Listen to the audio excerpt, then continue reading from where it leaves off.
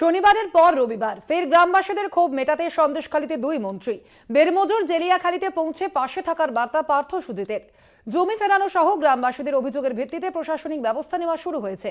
গ্রামবাসীদের বুঝিয়ে বলেন দুই মন্ত্রী। তবে সন্দেশখালীর মাটি কামড়ে পড়ে থাকার বার্তা বিজেপির। সন্দেশখালীতে তৃণমূলের ভূমিকা নিয়ে ক্ষোভ শুভেন্দু সুকান্তর। উত্তপ্ত আবহের মধ্যেই ফের গ্রামবাসীদের অভিযোগ শুনতে সন্দেশখালী যান পার্থ সুজিত। শনিবার বাড়ি বাড়ি ঘুরে শাহজাহান বাহিনীর অত্যাচারের অভিযোগ জমা পড়ে রাজ্যের দুই মন্ত্রীর কাছে।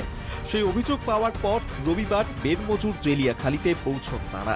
দুই মন্ত্রীকে হাতের কাছে পেয়ে ফের ক্ষোভ উগড়ে দেন গ্রামবাসীরা। তাদের আশ্বস্ত করার চেষ্টা করেন দুই মন্ত্রী। প্রশাসনিক ব্যবস্থা নেওয়া শুরু হয়েছে বলেই জানান সেচ মন্ত্রী পার্থ ভৌমিক। একই সঙ্গে নাম না করে বিজেপিকে নিশানা করেন পার্থ।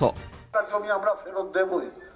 যারা গন্ডগোল পাকাতে আসছে তাদের যদি জিজ্ঞেস করেন, আচ্ছা আপনার সাথে গেলে আপনি জমি ফেরত দিতে পারবেন, বলছে ওটা পরের ব্যাপার, জমি ফেরত পেলে তো আন্দোলনই শেষ হয়ে যাবে।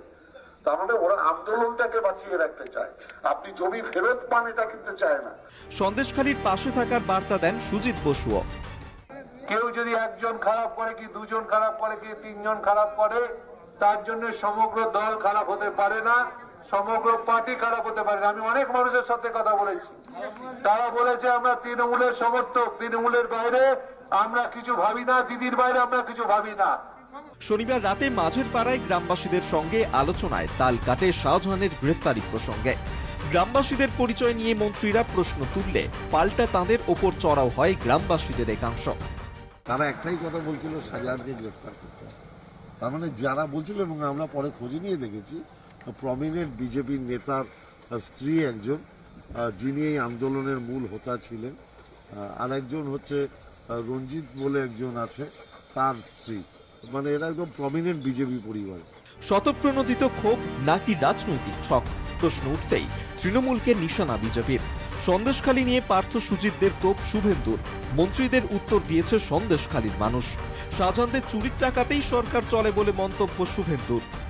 রাজ্য পুলিশ নয়, ওটার নাম মমতা পুলিশ। 10 দিনে গ্রেফতার। আর মমতা পুলিশ কখনো শাহজাহানদের গ্রেপ্তার করবে না। তার কারণ শাহজাহানরা ওখানে লুট করে, ওই লুটের মাল কলকাতায় ভাইপোর বাড়িতে আসে। 50 দিন পেরিয়েছে, এখনো অধরা শেখ শাহজাহান, যাকে ঘিরেই সন্দেশখালীর মাটি গরম হয়ে ওঠে। সেই ঝামেলা এখনো চলছে। কবে ধরা পড়বে শাহজাহান, সেই দরজাও থামছে না। ভোট যত এগিয়ে আসছে ততই সন্দেশখালী নিয়ে রাজনীতির পারদ চড়ছে। মমতা বন্দ্যোপাধ্যায় নিজে বিধানসভায় দাঁড়িয়ে শেখ শাহজাহানের হয়ে তিনি সাফাই দিচ্ছেন। হোম মিনিস্টার যখন সাফাই দেয়, তার আন্ডারে কাজ করা পুলিশ কোনো গ্রেপ্তার করতে পারে? মমতা এখন তো শেখ শাহজাহান তাজমহল বানাচ্ছে, সে তার সাম্রাজ্যে। তবে আমরা আন্দোলনের মাধ্যমে বাধ্য করবো এই সরকারকে শেখ শাহজাহানকে গ্রেপ্তার করার জন্য। ইতিমধ্যেই রাজ্য সরকার একাধিক পদক্ষেপ করেছে।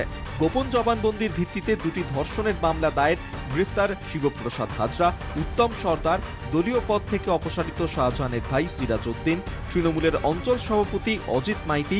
গ্রামবাসীদের অভিযোগের ওপর 100-রও বেশি সমস্যার সমাধান, জবরদস্তি দখল করা 9 জনের জমি মাঠ ফেরত দেওয়া হয়েছে, বেআইনি বাঁধ কাটারও সিদ্ধান্ত নেওয়া হয়েছে। কলকাতা টিভি।